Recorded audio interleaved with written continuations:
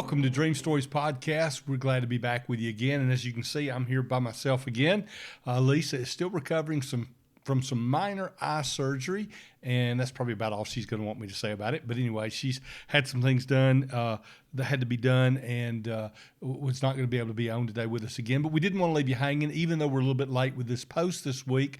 We're going to bring you another episode. So you get me all by myself again today. We've been working around the studio, and as you can tell from the different angle of the shot and the fact the walls are a different color, we've been painting and setting things up in new ways. And effectively, you're going to see some big changes to the studio layout over the next few episodes, next several weeks, as we wrap up a finishing touches on the new studio and the new house. So we're excited about that. Looking forward to revealing a lot of that to you. And we've been working on some new programming, little changes to the Dream Stories podcast. We may not be always talking specifically about dreams in the future, but spiritual topics in general as part of what we do. And then finally, a new show that we're hoping to come out by the end of the year. I know that's a long way out, but we really want to do a web series on spiritual topics and conversations. And we're looking forward to trying to put that together. Been doing some planning and preparation for that. So a lot of things going on behind the scenes. We're looking forward to sharing with you in the days ahead. Now, as far as today goes, what we want to talk about is just some foundational stuff. I thought, let's just cover some basics about dream interpretation. Some of you picked up the podcast in the middle or only recently, may not go back and watch all of the episodes or go all the way back to the very beginning to hear where we've covered various things individually as it goes by. So I thought, let's just take today with just me and you and take some time to just go over some foundational things that connect to spiritual dream interpretation. Last time I was on by myself, we talked about some of the reason we do this and some of the reason why spiritual dream interpretation involves going to our Creator and looking to God for some of the answers, listening to His voice. So we'll talk a little bit about that, but also about remembering dreams and about how to begin the process of examining your own dreams and interpreting them for yourself. So let's take a few minutes, look at it now. First of all, if we're going to talk about remembering dreams, because I know that I have a lot of people who ask me that question, how do you remember your dreams? I never seem to dream. I've always, I just can't remember dreams. What do we do that helps make remembering dreams a little bit better?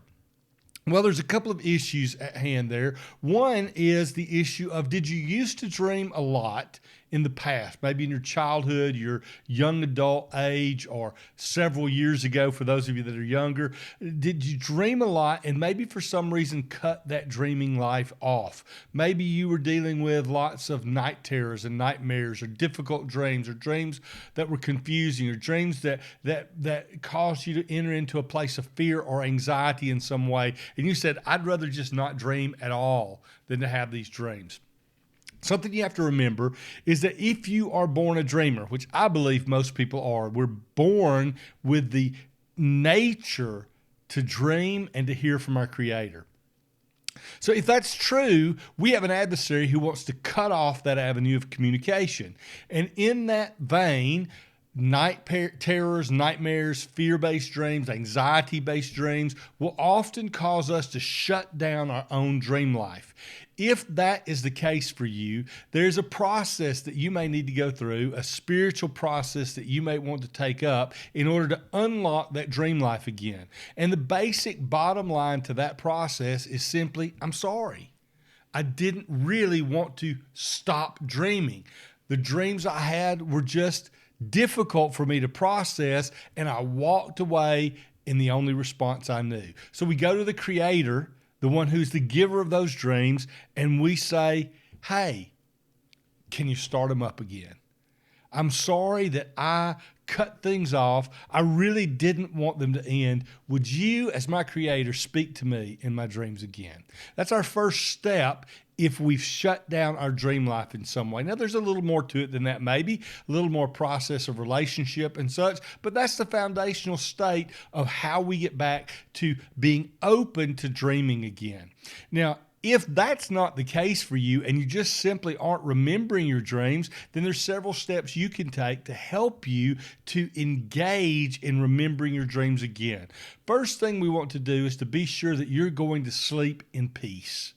The turmoil and the chaos of the day, particularly in times and seasons like this, can often put us into a state that is difficult for us to enter into that state of sleep, that REM state of sleep, the natural scientific place at which we dream. It's difficult for us to enter into that with peace, and therefore we either do not dream or we don't remember the dreams we have. Because let's be honest, everybody dreams. Medically, it's proven if we don't dream, if we continue to never dream at all, we're going to suffer terrible health consequences and potentially even lead ultimately to death. So everybody is dreaming. The issue is, do we remember them? So if we're in that state where I just don't remember my dreams, part of the problem may be that we just simply couldn't enter into a place of peace before we went to sleep. Now, what do I mean by entering into a place of peace? First of all, give up the horror movies right before bedtime. Give up the violent and action-packed movies right before bedtime. Give up the same thing when it comes to video games or other stimulation. Don't read the news. In our current culture, that's a big one. Don't read the news right before bedtime. Take that last couple of hours before you go to sleep each night and let it be a time for things to calm and put out of reach those violent, fearful, chaotic, or chaos rendering things that have gone on through the day. And simply, intentionally set your purpose to be still and to be quiet before going to sleep. The next thing we're going to do in order to remember those dreams is to, as we go to bed each night, ask our Creator to speak to us. It's a simple process. And I recognize that some of you who watch this podcast aren't as spiritual as others. And I recognize some of you are certainly not of a Christian faith like I am. But let me just suggest to you, as I did in the last solo episode, try it. Just simply try reaching out to the Creator. And maybe if you're agnostic, you know, if God's really not there, it can't hurt. You're just asking thin air, so it's not going to hurt anything, right? Maybe if you're agnostic or atheistic, then try it anyway. You never know what might happen. To simply say, if there's a Creator out there, or for those of us who are people of faith, for my Creator, for my Father, for my God, would you speak to me in dreams tonight? And if you fall into that atheistic or agnostic category that rejects spirituality in some fashion, then maybe just say, if you're real, speak to me in a dream. That's a reasonable thought process as well. Don't want to dwell on that too much for those of you who may not abide by those principles of living, but I do want you to try it out and see. Now, if you're a person of faith like myself, that sincere request of our Creator, would you speak to me, God? Would you take this night season and interact with me? Make yourself real and make yourself known to me. That's an amazing opportunity. For me, that's an invitation for Holy Spirit, the very Spirit of God, to come and have conversation with me. Maybe even a two-way conversation, but certainly dreams can become a one-way conversation that we get to hear something that we may need. So that request, asking to get a dream, asking for that opportunity to have that dream input into our life. That's a great way to start the process of remembering a dream again. Now, the next step in that process is going to be something that we do as we wake up. So what we're going to do is before we go to bed, we're going to prepare for that awakening moment. We're going to get a pen, a piece of paper, a notebook of some kind, some way in which we can journal the dreams that we have. And we're going to make an intentional purpose that when I wake up, whether it's in the middle of the night for just a moment or whether it's first thing in the morning when I'm getting up for the day, I'm going to journal what I remember of my dreams. Now, this is a key I want you to understand. Don't feel that you have to write an entire dream down. If you don't remember the whole dream, don't assume you don't remember your dreams. Take the little piece you do. If it's just a snippet, if it's just a little 2 or 3 sentence piece of a dream, go ahead and write it down. The reason for this is it says to our Creator, I value what you're saying to me. I value what you're speaking. And even if I can't remember it all, I want you to know I place value on the parts that I do remember. That's a key thing, that we begin to express the fact that we think this is important. We are placing an emphasis upon writing the dream down and placing value on it. As we place that value on it, then we get the opportunity to say, tell me more. Help me remember more of it. And I promise you, dreams and the length of your dreams and the total content of your dreams that you remember will begin to increase. Now, there's a caveat to that, or an additional point to that, and that is that as you begin to journal your dreams and as you begin to write down more and more of them, you're going to want more and more to know, what do they mean? And that begins the interactive process with our Creator to say, help me have a two-way conversation. It will increase the dreams that you remember. Now, another thing I want you to be aware of for remembering dreams is that dreams are written in disappearing ink on our spirit or our soul as we sleep. So that when we wake up in the morning, one of the things that begins to happen is that the dream begins to fade. The ink that it was written with begins to fade away and become invisible. It doesn't mean it's not there. It doesn't mean it didn't exist. It just means that it begins to disappear very quickly. That's another reason for our journaling the dreams immediately, whether it's waking up in the middle of the night or when we first get up in the morning, because it's going to disappear. We will forget it. Not in every case, because some dreams are just so significant that we remember them perhaps for the rest of our life, but most of our dreams are going to be that kind that disappears if we don't record it fairly quickly. Something else you want to keep in mind with that is the idea that how we wake up will affect your ability to remember the dream. If you're waking up to a start, say just a loud alarm clock, it can startle you out of the place of peace that you were in and keep you from remembering the dream. It can steal it from you in an instant, just like that. So you want to try and be in a position where you're never startled awake. Now, certainly there are going to be things you can't control. Loud noises, storms, issues that go on in life that awaken us in a flash. But in many cases, we have the ability to control how we wake up. So what we suggest to you, if you're seeking to remember dreams, is to do something like this. Set your alarm clock for the last possible moment that you will still have time to get up and get ready for your day, to go to work, go to school, or whatever the case may be. When that alarm clock is set for the last possible moment, it gives you every opportunity to awaken naturally. And that's the best way to awaken in order to remember your dreams. So you want that time to be a natural waking up that passes you through the process of a twilight time, where you may even be able, and by twilight I just mean a time that you're sort of not asleep but not yet awake. It gives you a process for your spirit to process that dream, to recall that dream as you're waking up, and then immediately write it down.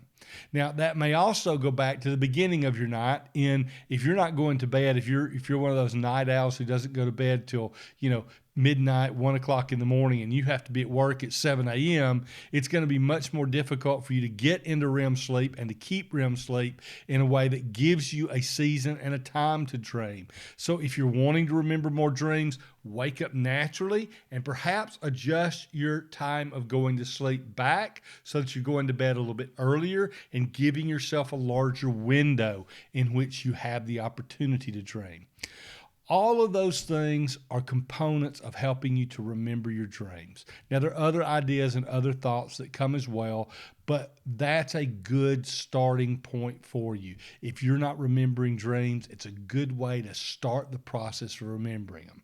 Now, something else that brings the benefit to is if you remember your dreams, you can still take those steps and help enhance the value and significance of what you remember and get more of your dreams onto paper so that you can pursue the idea of coming to understand and recognize those dreams and recognize the interpretation of those dreams. Now, real quickly before we go today, I'm going to mention one other thing, and that is the idea of how to process your dream. How do you begin to look at the dream for yourself to evaluate what the interpretation is yourself?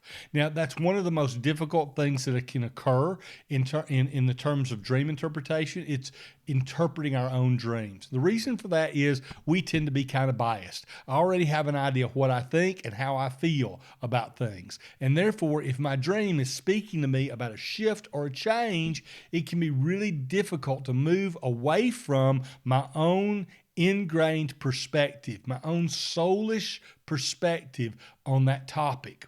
That makes it difficult for us to see a true interpretation, but it can be overcome. The process of evaluating our own dreams, I would suggest to you, begins with journaling the dream, writing it down. Second step would be to title that dream. Maybe the next morning as you're reading back through it and thinking about it, give that dream a title. And when I say a title, I mean, if this dream were a book or a movie, what would its title be? What would it be about? Then you're going to begin to evaluate that dream, walking through the dream as you read it, not just reading it for the sake of reading, but re-experiencing, reliving the dream, so to speak, and walking through it in a way as you're kind of repeating it back to yourself that you would be evaluating what's going on. What you're looking for there is to determine what stands out. Which symbols seem to be the most important? Who or what is the dream about? Am I the center of attention in that dream? Is everything in that dream about me? Then the dream is probably about me. One mistake that people make in evaluating their own dream is that they will have a dream in which someone else whom they recognize, and particularly someone else who they may respect or have a lot of appreciation for, is in their dream, but not the center of attention, not the main focus of the dream. And yet, just because the other person is in the dream as a significant character, suddenly they decide that dream must be about them, about that situation, about that group, about that purpose. And instead of evaluating who is the center of attention, we jump to it must be the other person. So you really want to look at who is at the center of that dream. Where is the solid, clear person or thing that everything else is revolving around? Don't just assume because somebody significant was in your dream, the dream's about them. For Christians, one of the big mistakes is people who have a dream about their church or their pastor, and they immediately run to the church or to the pastor of the church and begin to say, I had a dream and you need to know what it said. And it's really not about the church or the pastor. It's about the dreamer and their interaction in that environment. So we want to be careful that we know who or what the dream is about. Once we've decided that, we're then going to look at what are the other primary focuses of the dream. What are the sub-focuses? What are the important details? And try and pull those things together and get 5 or 6, little snippets, little symbols that seem to be most important, and ask ourselves, what do these have in common? What is the possible meaning of these symbols? What might this dream be saying to me? What's the theme of this dream?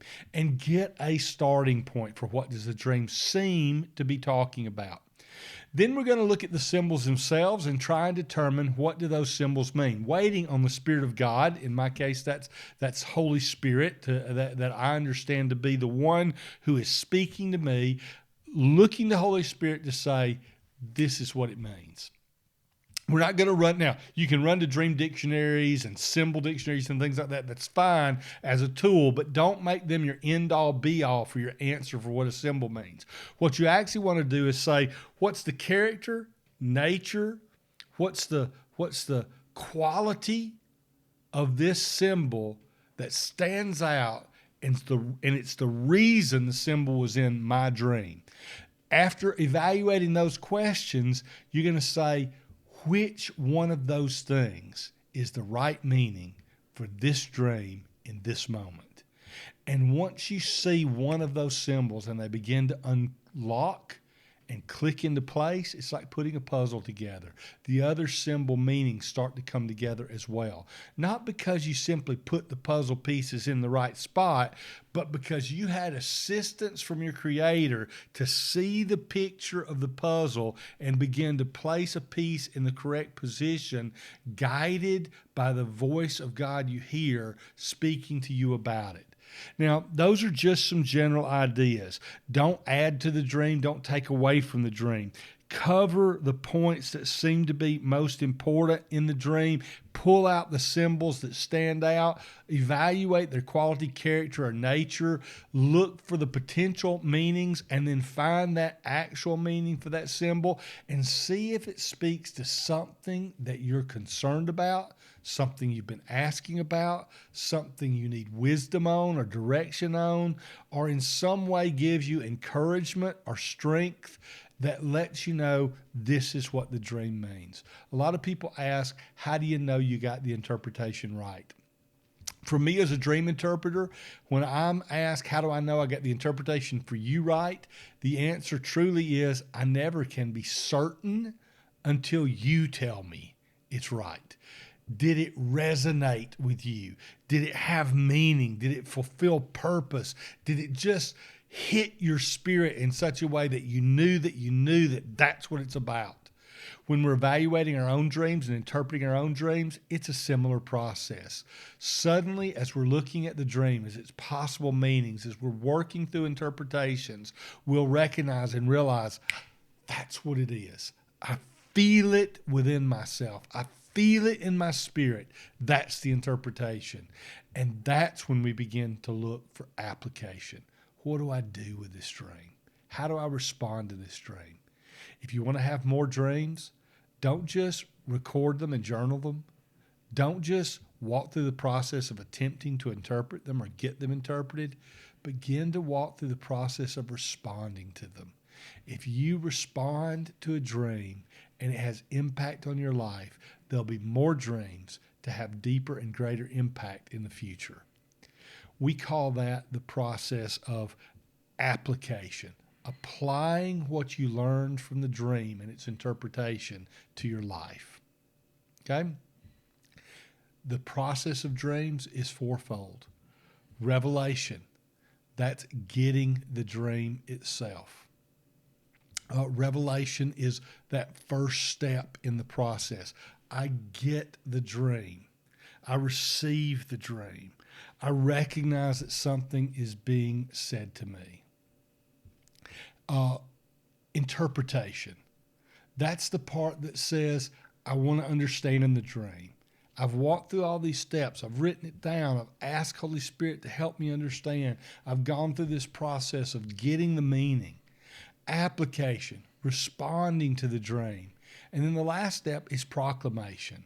So let me suggest to you that many times the dreams we have are not to share with somebody else and say, this is an amazing dream I had about you, and here's what you need to know. Dreams are not necessarily for us to proclaim and say, this is something I learned about myself, and this is something important for me, and tell everybody else. The volume of dreams you have will be disproportionately high compared to the number of dreams you're supposed to share and talk about to people around you. We spend lots of times talking about dreams on this podcast, but in the scheme of the number of dreams we deal with, the number of dreams that we hear, and the number of dreams that we have, we're sharing probably less than 1% of the dreams that we hear or experience for ourselves in this podcast format or in any of the other teaching formats that I'm involved in. Most dreams are for you and you alone. And if they're about someone else, they're probably for you to lift them up, to encourage, to pray for them as a Christian, to pray for that person and not to run tell them everything about. That's the amazing thing about dreams. Revelation, interpretation, application, and occasionally proclamation is how we walk through them. Now, lots of other things I could share, but we're going to call it a day today on this podcast. Looking forward to our next episode, hopefully having Elisa back with us. Until then, please like, share, and subscribe to all of our different formats, the YouTube format, the Instagram format, the Facebook format, the Twitter format. All that information is going to be on the screen for you. Like, share, and subscribe for us. It really helps us out. It really lets us know you care, and it lets us know that it's valuable what we're doing so that we can be encouraged to keep doing it. Till next time, as usual, keep dreaming.